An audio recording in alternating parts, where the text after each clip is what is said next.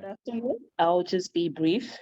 The cannabis industry has had a positive impact on our economy. Currently, we've got about 170 of Basotho land owners who have leased their lands to the cannabis farmers. And that being said, a lot of people are benefiting very much on cannabis. Myself as a consultant and the people working closely with the Minister of Health, yes, we have seen foreign investment and we have seen our tourism grow rapidly due to cannabis. And we have seen a lot of international investors engaging Basotho prominently. They've been giving Basotho 30% stake in the companies. And again, on the trade, that should be answered by the Minister of Trade, but unfortunately, he has other engagements. Medicro has been helping the government of Lesotho with the exports. I think Mr. Selo from MG Health will speak about the exports. Okay, so it looks like overall there have been huge spin-offs since this industry was established. Where do you see the industry, say, in 5 or 10 years? Is it sustainable? Is it sustainable the way it's growing? Or yeah, I think Lesotho will be the hub of cannabis. From 2018, the industry has changed significantly, and the government has passed the Drug and Abuse Regulation Act in 2018, which has allowed the issuance of licenses in the cannabis cultivation by the Lesotho Narcotics Board. And this new legislation essentially made Lesotho the first African country to be legally issued with the production of the medical cannabis. Currently, the precise economic impact of the change of the legislation cannot be determined precisely because, as you know, we're still learning. Mm-hmm. Our government is still collecting the statistics, and the current groups like the Refuelers Association, we're still trying to collect data. But the development of the impact can be more precisely ascertained. The introduction of enabling the legislation has attracted millions of dollars, like the Refueler mentioned earlier. Yes. About $200 million US has been injected in the country due to cannabis. And we just need to work together as government and private sector to make sure that we increase the economy of our country. Yeah. And what are the gaps that you see to get to that point where you are a hub?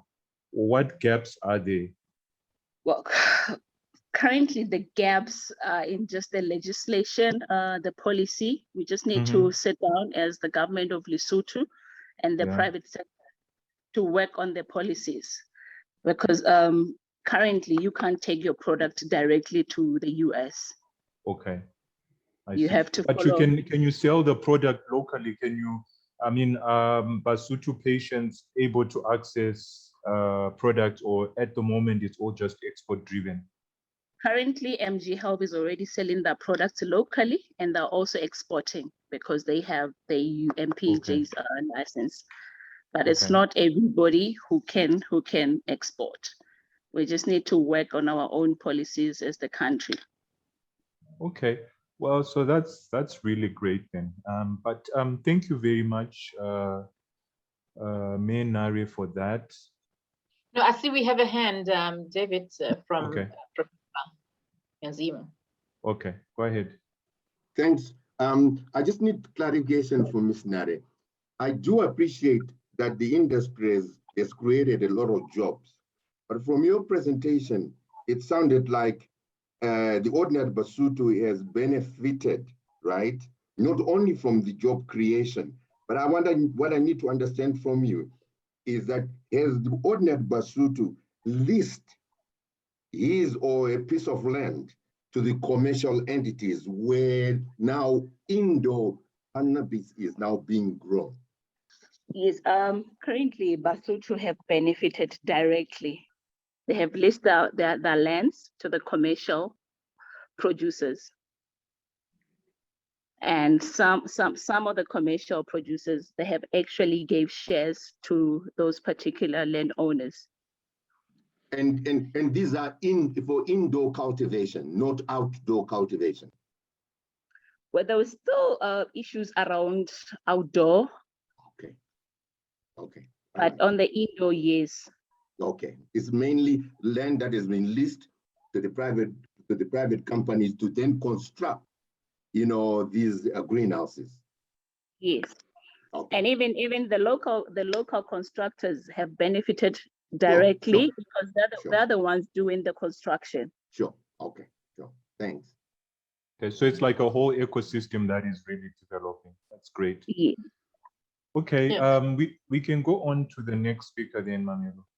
Maybe then I have a question. You mentioned that there's still lack of regulatory measures and guidelines for companies to be able to sell this health products locally, or rather avail them to patients locally. Yet you also mentioned that there is another company, a well-established company in Lesotho, who's already doing that.